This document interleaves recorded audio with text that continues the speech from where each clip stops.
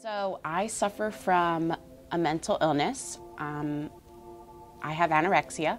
So this summer, going into my sophomore year of high school, I didn't realize that my life was spiraling out of control, but it was. And I ended up, as a coping mechanism, developing an eating disorder.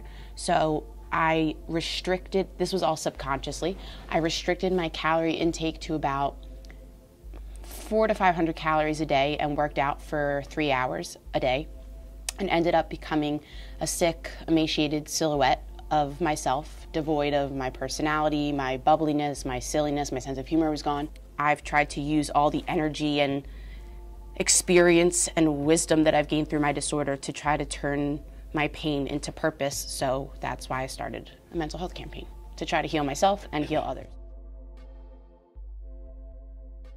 So it started off with me creating little lime green mental health awareness ribbons and selling them for $1 in my high school. And I coined the term Stop the Stigma and started to create this movement in my school. And little by little, I started talking about mental illness and, making flyers and banners and sharing little stories one at a time, but never really coming forward with what my disorder is. I created this movement at the end of my senior year to thank everyone for everything they had done for me and helping me have this voice in my high school, where every single student got an individual miniature lime green stop sign, and they would sign their name, which was indicative of them making a pledge to stop the stigma against mental illness. And I compiled all their mini stop signs into a gigantic banner that said Stop the Stigma UD. And it hung strong in my high school, symbolizing that Upper Dublin was a stigma-free zone.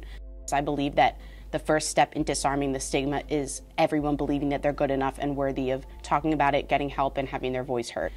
And my goal is to just keep giving talks. I really love public speaking. I want to get into that more here, and raising as much money as possible to change the world with mental health.